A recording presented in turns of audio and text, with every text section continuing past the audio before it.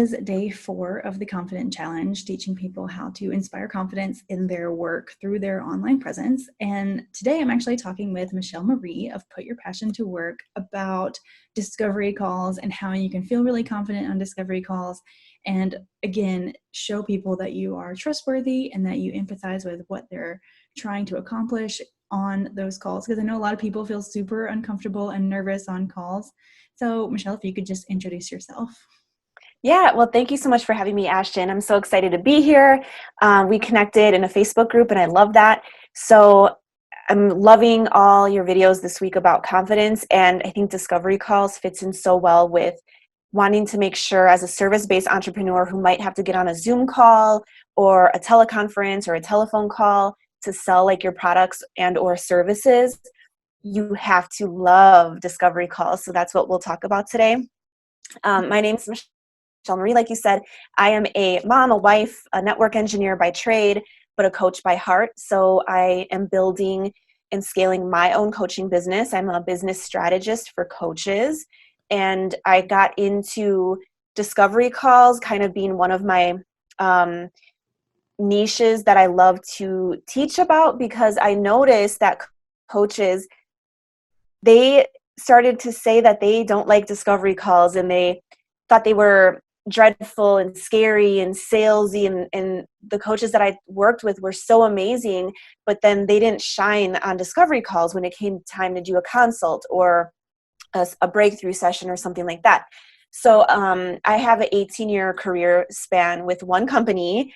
I'm a network engineer now, but I spent like 3 to 4 years in small business sales, and I got really good at my job. I had to basically wear a headset, and it was ding, customer, hang up, ding, customer, hang up. And what I did in that job was small business customers would buy landlines, phone lines, internet service for their small business, their brick and mortar, and they were calling because they had a problem with their bills. So if you have a billing problem, press 2, or a billing question. So a lot of the times I was talking to unhappy customers, confused customers. A lot of the times they had every right to be feeling upset because they didn't get something explained correctly on their bill. So in like a 15-minute conversation, I had to fix their problem, build rapport, make them super happy, and then upsell them products and services for the company I work for. So that's how I got like pushed out of my comfort zone, and really in that like persuasion, like sales type audience. And that's how I used that experience and rolled it up into my discovery call roadmap. So I help service-based entrepreneurs do the same thing without that salesy and hustly feeling. So I think you hit the nail on the head when you said, first things first, you have to attack discovery calls with the mindset and how you feel about them. Yeah. And if you feel like they're scary or salesy, I want you to switch it up and say something like, discovery calls are exciting and beautiful opportunities to connect with someone who's interested in speaking with you or learning more about your offerings. Yeah. I think something you said before was that it's like a service forward. You're asking how you can serve them, not how you can sell them. And that is a very different mindset.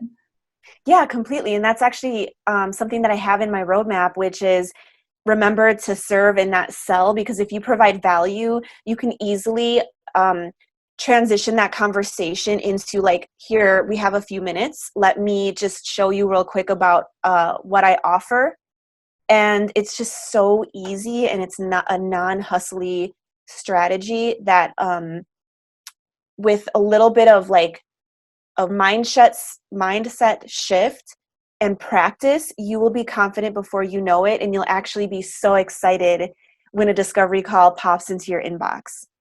Yes, I love that point about showing them something on the call, because I also teach that to my clients is what can you share when you're trying to get people on the call before you even get there. You know, if you're thinking all I'm going to do on this call is try to get them as a client, there's pressure on you and it's going to feel more awkward. But if you're like, okay, what can I actually provide? Then suddenly you're just offering something that is beneficial to both, and it becomes a win-win. Mm-hmm.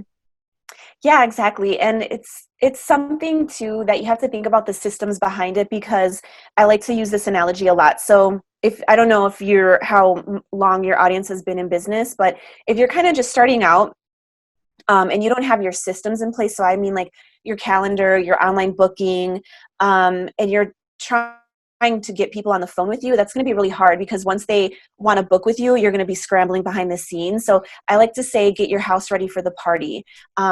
If you're a mom, or if you've ever had to throw a birthday party for somebody, you would never send out invitations to have someone work with you, or to send out invitations to a party and then not clean your house, not order the cake, not order the pizza, not decorate. Like, you would have your menu, you would have your decorations, you'd have everything ready to go, so that when someone rang your doorbell for the party, everything would be ready to go. Versus, if you don't have those systems behind the scene working for you, it's like the equivalent of someone ringing your doorbell and your house is a mess. You didn't order the decorations, you didn't order the food, and they're here for the party. So systems is also a very important thing, and that helps you feel prepared and confident. So really all you have to do is show up and just be your confident best self and lead with serving.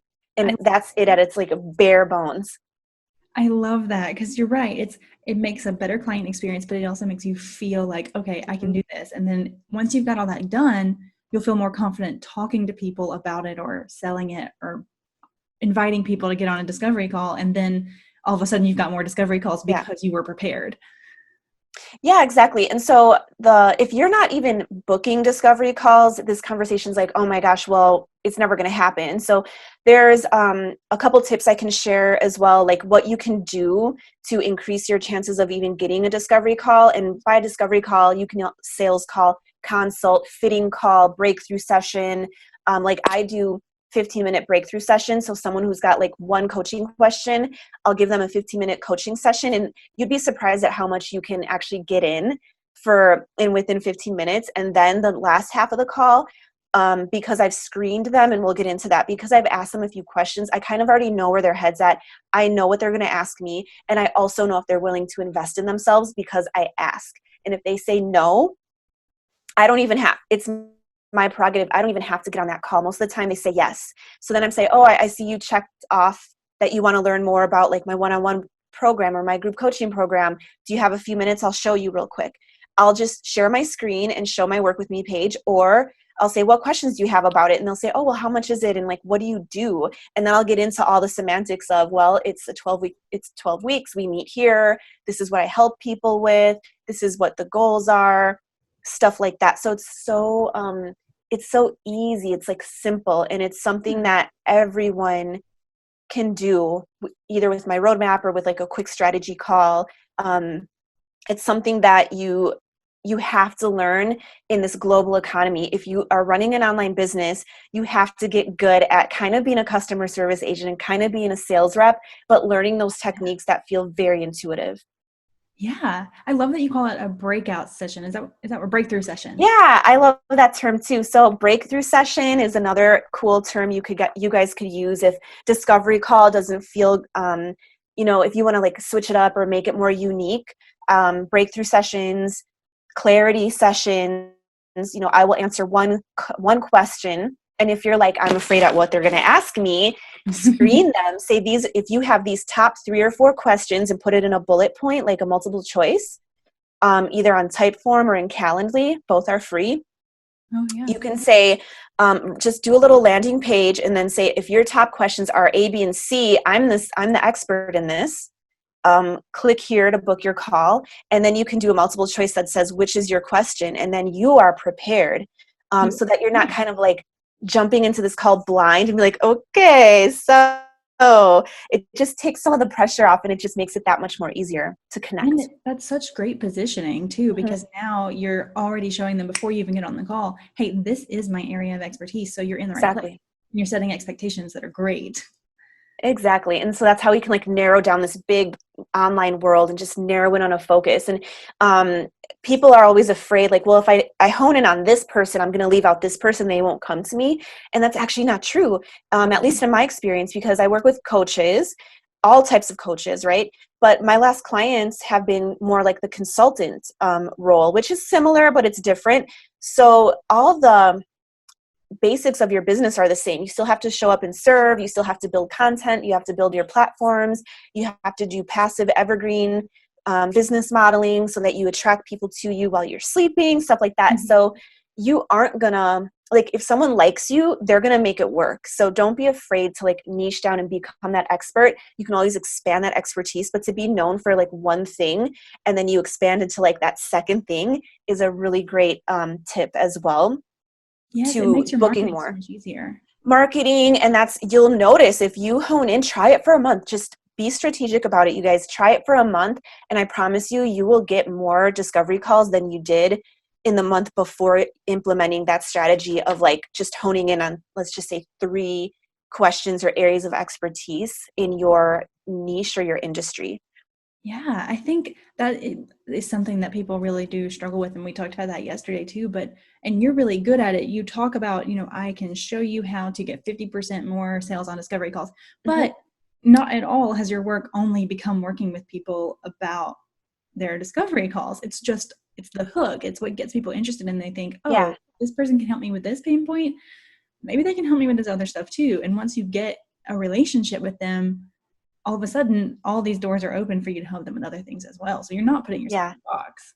And that's another thing too. I talk a lot about, like, one of people, for me, my mission is to make sure that everyone is pursuing their passion. And if you can't have that in a 9 to 5 and you don't want to leave your 9 to 5, or you're not in a position to, well, why not have your cake and eat it too and put your passion to work by doing something like me on the side where you can work 5 hours a week and still make 5 figures in a year. It's all up to you. And for example, one of my clients, she's like, well, I work a 9 to 5, I'm not leaving it. She was like, I just want to feed my conference habit. Like, I go to a lot of conferences that ends up being like $300 a month. And I'm like, that's it? I was like, I got you, girl. Like, we can get this started. Like, that's one, think about it. That's like one, depending on what you price, that's like one call, one session, one mini course that you need to sell a month. But a lot of people have have loftier goals. I've worked with clients that want to make $100,000 a year. And that is attainable, but you have to know as well that it's not an overnight success. And when you strip all that down, you can't make 100,000 or even 10,000 without making your first 1,000. Right. And how do we do that when we're in service space? Well, we have to get in front of people. We have to market, either paid or organically, and we have to get them on the phone. We have to be able to close the deal. So in my discovery call roadmap, there's like 10 different ways on how to get and book more discovery calls. There's a 3-step system on what you do after you book them. There's examples of questions I use to screen them, because my time is so valuable as a working mom, as a busy mom, having a social life. I don't want to compromise any of my buckets. Like, I want to live life to the fullest. And so if someone wants to jump on the phone with me, but they're not willing to invest, I'm not going to spend 15 to 30 minutes talking to them. I'm going to say, you know what? I'll direct them to my podcast. I'll direct them to my freebie vault. I have so much free resources that'll get you so far. Check this out and follow up with me, or I'll mark it in my calendar to follow back up with them in a few months to see if they're ready and willing to invest. Then let's have the conversation. So it's a 2-way street.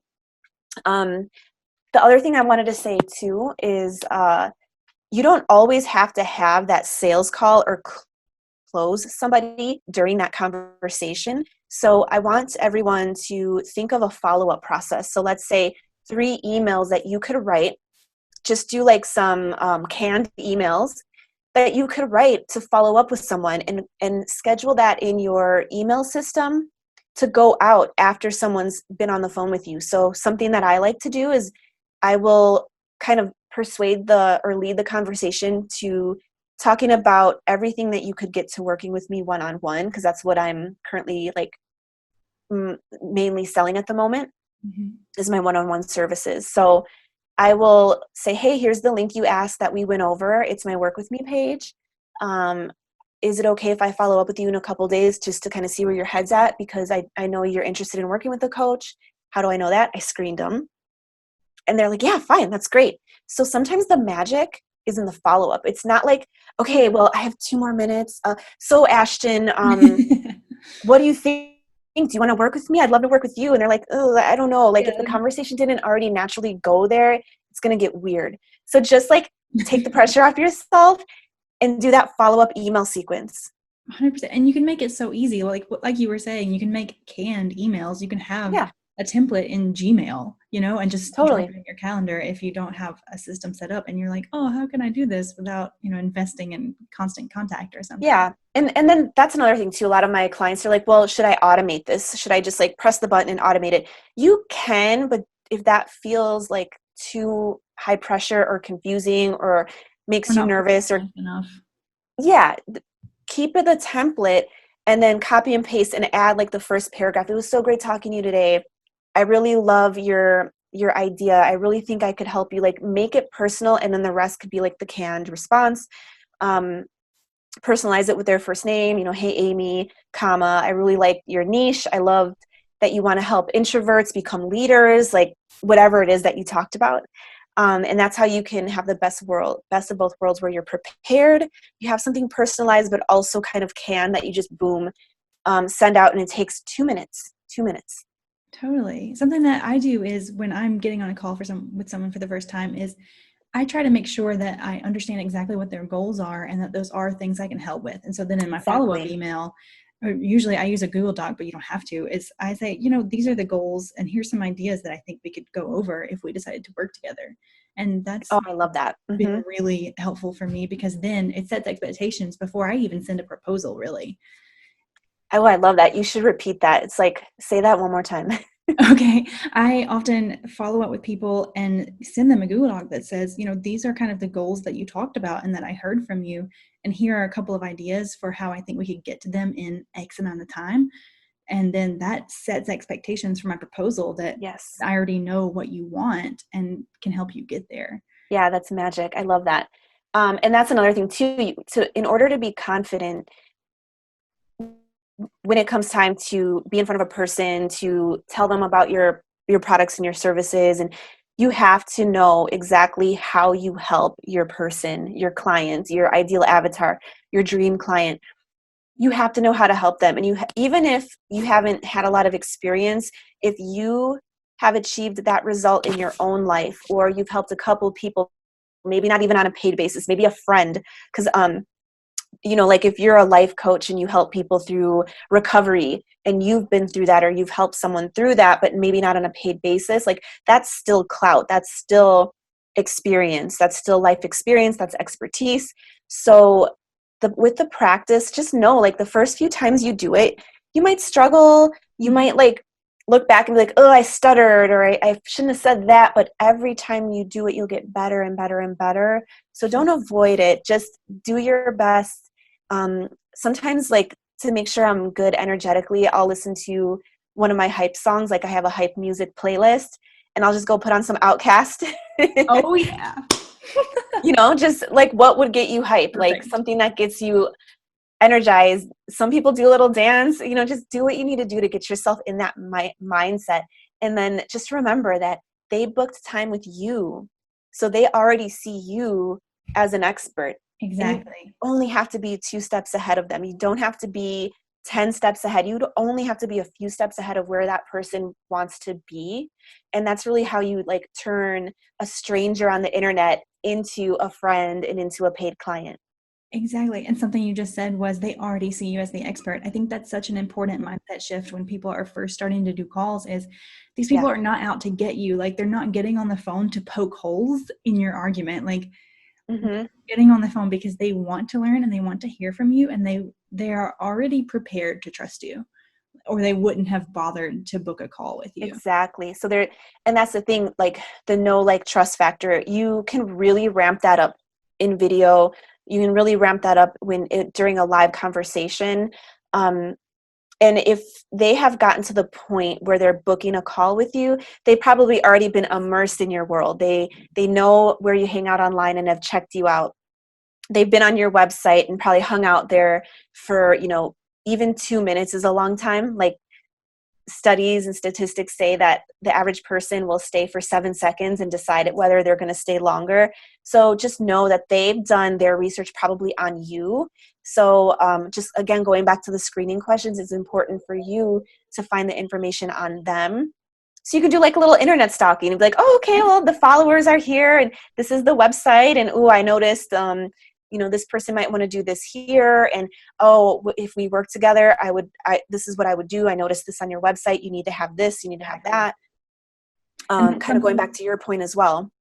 Yeah, that's something they can use as if you're still in, like, I don't know what I would do on a discovery call. That can be the whole thing. I look at your Instagram and I'll give you an audit or whatever. Just a quick 5-minute thing. Yeah. And so when you get on the phone, the first thing you want to do is build rapport.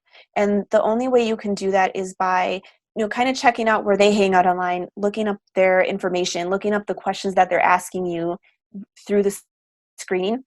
And then it's your time just to build rapport. Just be your unique self, be your authentic you.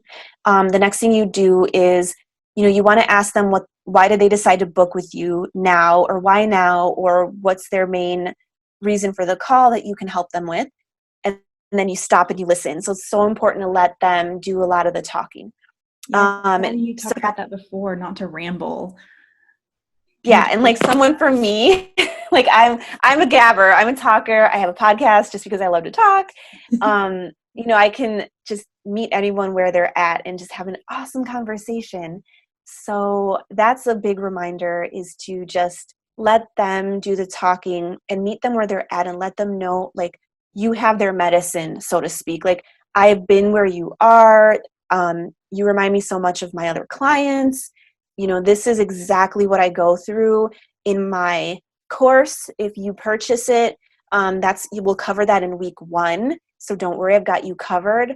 What other questions do you have? Like, what else? Always ask them follow-up questions. Yeah. And I love that. And something else you said a few minutes ago was about, like, what your mission is. And I think that's a great way to inform what you talk about as well. And what you think about beforehand is, if you're worried about, the credibility or niching down and picking the right clients and screening people the right way, just going back to what your mission is, like, over and over, and saying, this is still what I'm focused on. And, working with this person is this part of my mission. And that will help you both make sure that you're in the right place. Yeah. And exactly. So that's why my whole brand is putting your passion to work. And when you show up with something that you're so passionate about, you're completely aligned to it, then you can create your mission. Like, my mission is to have everyone say, I love what I do. I did that by doing a lot of journaling work and getting very clear on what it is that's important to me in my life. Apart from all those other hats as mom, wife, engineer, manager, friend, sister, stuff like that. When you craft your mission and you believe in it so strongly, you're going to show up to that call. And it's going to be so apparent that you're showing up with passion and that this is what you love to do. And people are really attracted to that. So just make sure that how you help people is your mission. It's your core values. It's something that really lights you up and fuels you. And if you're maybe at a point where you're not sure if what you're working on to make money online is your passion, I would say 2 things. You don't have to say, like, oops, this isn't my passion, let me quit. You might just have other buckets in your life that are on E. Like, if the gas is on E, you're not going to be like, if my house was a mess, my marriage wasn't good, like my kids were, complaining that they never get to hang out with me because I'm up behind my computer. When I sat down to go work on my passion, helping other women start coaching businesses, I would not be lit up. Right. So passion isn't a constant. We can't always operate at the volume 10. Sometimes you got to turn the volume down, got to concentrate. That's the equivalent of you practicing self-care, journaling, exercising, hanging out with friends. That's a really big bucket filler of mine. That's how I get my gas tank full when it's on E. So look into that. And how this works with discovery calls is, again, you're showing up doing something you love, you're passionate about it, and that just jumps through the screen, that jumps through the telephone. Yeah. And going on what you just said about, going out and hanging out with friends, that right now, especially, that maybe are uncomfortable with, getting on a video call with clients. Maybe trying getting on a video call just with friends more often and trying out, like, the software and making sure that, they're happy with how the background looks, of their calls, and just the little things that make you feel a little more confident may be helpful too. And then you're also getting that social time in that's helping you feel like your buckets are full. Yeah, I love that suggestion. That could even be like a takeaway action item from this conversation. So if you guys are listening and you haven't had a discovery or consult call in 30 days, why don't you, in the next 3 to 4 days, schedule a Zoom call with a friend and have like a wine chat, 15 minutes, and just talk about, or find a biz bestie in this Facebook group and just say, hey, I just watched the discovery call training.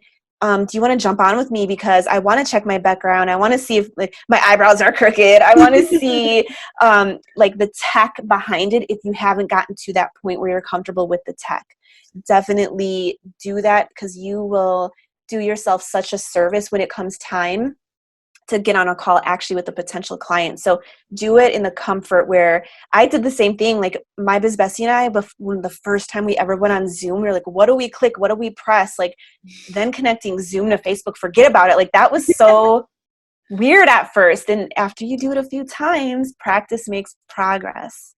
100%. And do what you need to do to get comfy. Yeah, it's true of everything Yeah. in business. I was just thinking the other day, like I feel like 90% of the things that have been successful for me are not because I had the skills, like special skills, or I got lucky, or even put in a lot of effort. It was just because I kept doing it, you know? Yeah, And the repetition. calls. A lot of Yeah, people. you could be the smartest person, the most charismatic person, and then you go work at a grocery store and you have to learn how to work the cash register. You're going to be like, ugh, I've never done this before. After a week, you're going to get better. After 2 weeks, you're going to be great. After a month, oh, I know how to work this thing one-handed, like not even looking at it. Like practice makes progress. Practice doesn't always make perfect. We don't always want to strive for perfectionism, but yeah, you do something until you're comfortable at it. So if you're not booking those calls and you don't want to practice on like real life potential clients or customers, do some back and forth with your biz bestie. Find someone in this group. It will, like we are saying, it'll help just skyrocket your confidence when it comes to getting comfortable on video. That was really hard for me. Like I'm going to age myself, but I don't, not really a millennial. Like on paper, I was born in 82, so I'm 37. I don't really identify as a millennial because I didn't have a cell phone. So I was like after high school. Freshman year in computer class was a typewriter, no joke. Like it was just different. Like I'm kind of I'm a betweener. I'm like a zennial, or I don't know what they call it, but I'm like an in-betweener. So for me, it was weird to take selfies. It was weird to, do those things you need to do to kind of put yourself out there. Video being one of them. So there's this app I'll let you guys know about. It's called Marco Polo. And especially now, do you know about it? I just discovered it recently in just a group for right now, because we're looking for virtual social interaction. Yeah. So it's like a walkie-talkie app. So you don't have to be live with your friend because it's kind of hard to sync up schedules sometimes. But you can talk to your friend through a walkie-talkie and it records your video. So it's like Voxer with video. And I did that with my biz besties in my mastermind group.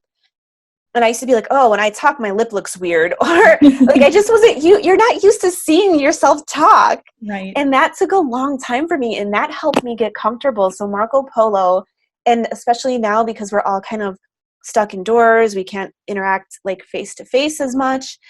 That would be a great thing to do. And that's a great excuse. And just know you can use it for your personal life, but it's going to help you when you like have to do stuff like this. Like maybe you want to go on Facebook Live interviews to promote your products and services. Maybe you eventually want to do a YouTube channel or something like that. Like you can get comfortable just by showing up and like seeing yourself talk, and that will in turn help increase your confidence. Exactly. And I think that's so true of so many areas of business growth, because you're right. You need to get comfortable. If you have this big, huge goal, like I want to have a podcast, I want to have a successful YouTube channel, like those can seem so overwhelming and far away. But if you just work on getting comfortable being on video with one person, getting comfortable being on video with like 2 or 3 people, getting comfortable being on video live in like a small group, and then you just get it just comes so much more naturally than saying, oh, I want to have a 50 episode podcast or something. Right. Because again, like, break it down. In order to have a podcast for 1 year, you have to have that first episode, and you have to get comfortable. Even still, like, take away the video portion, you still have to get comfortable, like, with your likes and your ums, and your first recording isn't going to sound like your 20th recording. Go back and listen to mine. It didn't sound as good. I have a hot editor, my husband, but he helps me sound good. He's like, you need to stop saying, and he'll make fun of me. You say this too much. And I'm like, okay, I'll work on it. You're too far away from your microphone, right? But that first episode, I wouldn't have got to the 20th without the first one. So that imperfect action is, a lot of people, we struggle with the perfectionism. Just show up. No one's going to judge you. No one's judging you as harsh as you're judging yourself. Preach. So the way you talk to yourself, is that the way you would talk to your best friend? Is that the way you would talk to your child? No. So stop talking to yourself like that.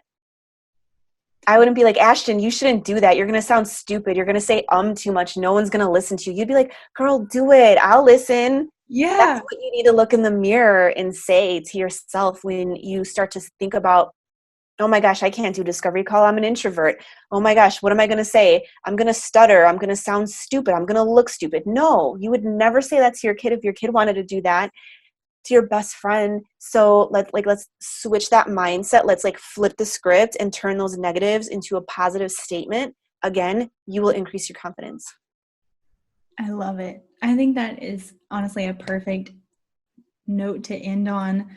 Talking about switching the script and being confident and being kind to yourself in the way that you would be to a friend. I also loved your action item. So quick reminder, action item, if you're watching this live in the group, go ahead and like comment on this if you would like a bestie to get on Zoom with, or whatever video you use. If you don't want to download Zoom, you can always do like Google Hangouts, and just try getting on video and getting comfortable with that if you're not. Thank you so much for joining me today. I really appreciate it. I had so much fun chatting with you, and I learned a lot. I was taking notes, so I know everyone else is going to feel really, really happy to have heard this. And can you let us know what your website is to download your roadmap for discovery calls?